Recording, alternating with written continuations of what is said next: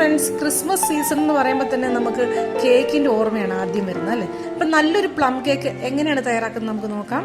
ആദ്യം ഞാൻ ബട്ടറും പഞ്ചസാരയും കൂടെ നന്നായിട്ടൊന്ന് യോജിപ്പിച്ചെടുത്തു. അതിനുശേഷം മുട്ട ഓരോന്നോരോന്നായിട്ട് നമുക്കൊന്ന് ബീറ്റ് ചെയ്തെടുക്കുക. എന്നിട്ട് ഞാൻ വാനില എസൻസ് ഒഴിച്ചു, അത് നന്നായിട്ട് ബീറ്റ് ചെയ്തു. ഷുഗർ സിറപ്പ് ഒഴിച്ചു കൊടുക്കാം. ഇത് നന്നായിട്ടൊന്ന് ബീറ്റ് ചെയ്ത് കൊടുത്തു. നല്ലതായിട്ടൊന്ന് ബീറ്റ് ചെയ്ത് കഴിയുമ്പോൾ നല്ല സോഫ്റ്റായിട്ട് ഈ കേക്ക് വരും. ഇനി നമ്മുടെ ഡ്രൈ ഇൻഗ്രീഡിയൻസ് ഇതുപോലെ തന്നെ കുറച്ചായിട്ട് ചേർത്ത് നന്നായിട്ട് യോജിപ്പിക്കുക. ഈ സമയത്ത് ലോ ആയിട്ട് വേണം ബീറ്റ് ചെയ്ത് കൊടുക്കാനായിട്ട്, അല്ലെങ്കിൽ കേക്ക് പൊങ്ങുകയില്ല.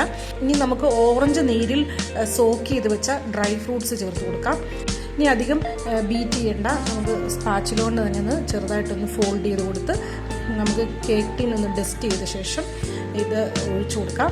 അപ്പോൾ ഞാൻ 180 ഡിഗ്രിയിൽ ഒരു 50 മിനിറ്റ്സ് ആണ് ബേക്ക് ചെയ്യുന്നത്. അപ്പോൾ നല്ല സോഫ്റ്റ് ആയിട്ടുള്ള പ്ലം കേക്ക് നമുക്ക് റെഡി ആയിട്ടുണ്ട്.